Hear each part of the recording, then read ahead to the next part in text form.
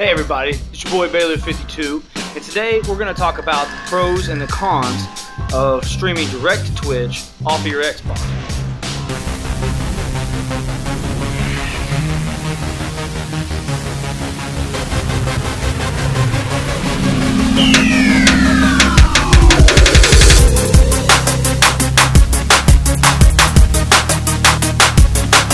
So, let's talk about the Xbox One and the Twitch app capability. Now, this is not going to be a how-to video. There are a lot of those out there that are very good and kind of go over information that would be redundant. So what we're going to talk about specifically are some of the pros of what Xbox does right when it comes to streaming to Twitch, and some of the cons, some of the things that maybe hold it back a little bit. So the first part I think that you have to consider is that Xbox One having this Twitch app the way it does provides access to a lot of people who would otherwise not have access to streaming.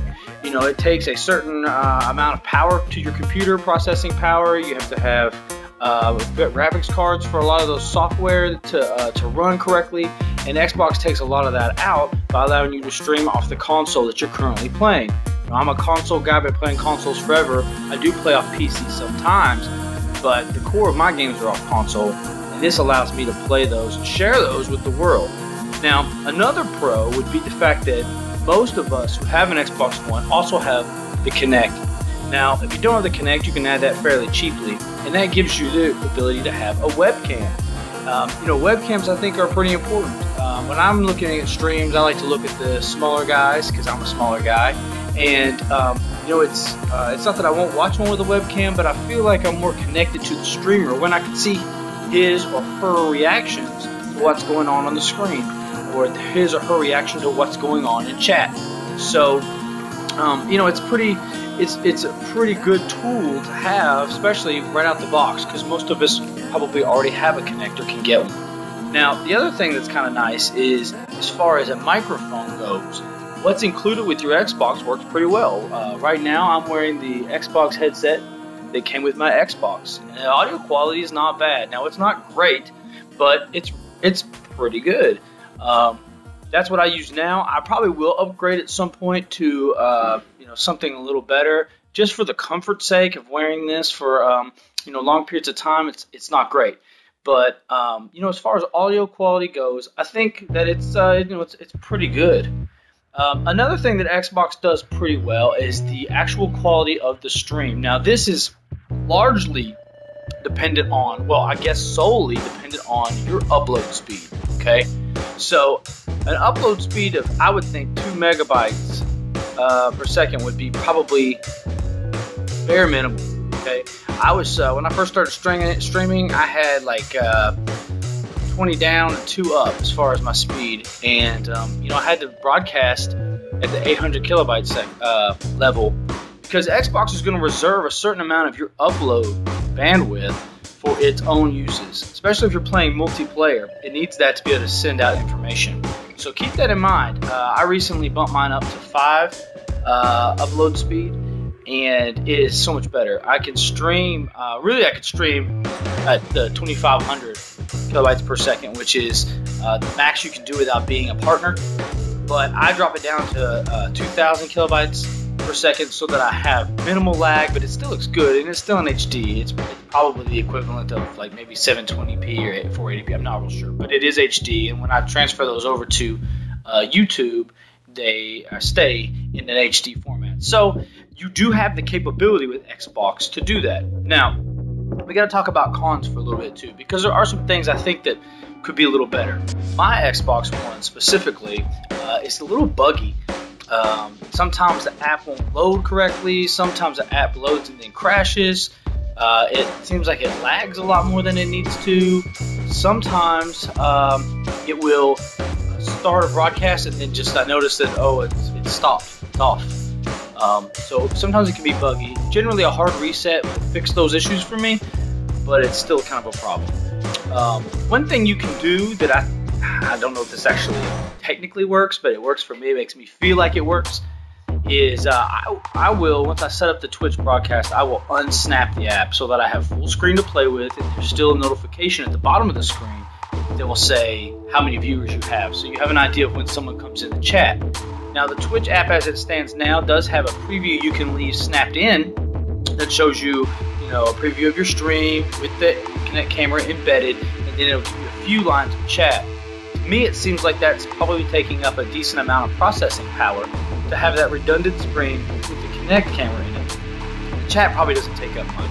With those two things, I feel like maybe that's taking a little bit of processing power. So unsnapping that allows you to really just have the game and the upload going on. The chat function up on the screen is nice because you immediately can see when someone comes in, but you can only see a few lines. So if you get more than a few people in your chat, there's a chance you might miss things. One thing that I do is I will have a laptop or a tablet setting kind of, off to the side here, but where I can see it easily, and I can actually see more lines of chat. So if there gets a good conversation going, I don't miss anything, and I can also scroll back to see what I may have missed in case I was in a tough part of the game or like failing miserably like I do pretty often. So that's maybe a tip that you could use instead of the snapping the app on the screen. Maybe it gets you the processing power, that's kind of bro science, and then you still have a lot more functionality with your chat. So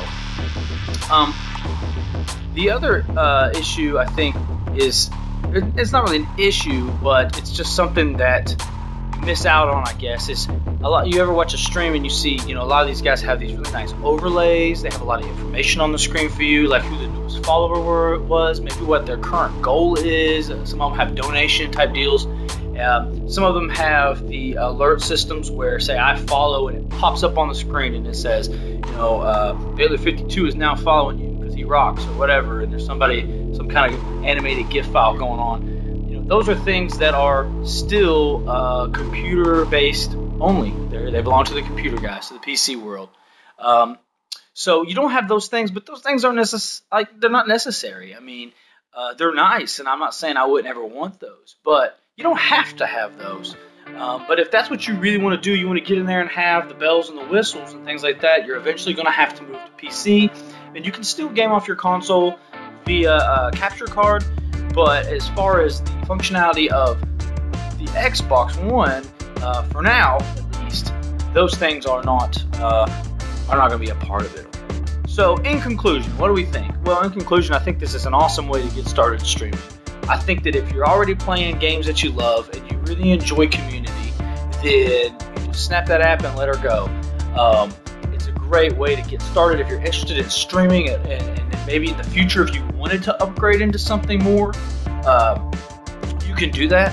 But I think it's a great tool. It's buggy like everything's buggy. I mean, you just can't expect perfection. I mean, it does a great job most of the time.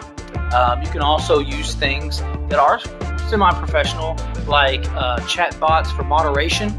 When I say chat bots, I don't mean viewer bots. I mean things like MoveBot, Nightbot, DevBot, all these bots that can help you deal with spam and things like that if you seem to have a problem with that. And those have a lot of features, and those kind of run off of a third-party situation. So you can do some more professional type things within your chat.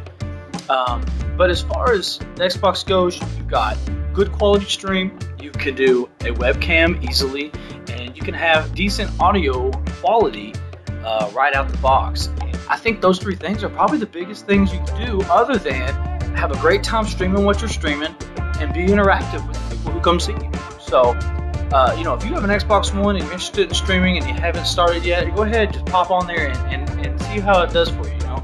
I think you have a great time. I sure have. So, if you like this video, click like and leave your comments in the section below about any questions you may have about me or what we're doing in the stream. You can also check us out at twitch.tv/Baylor52. We're streaming in the evenings. We get started around 9:30 Eastern. So check us out. And until then, I'll see you in the stream.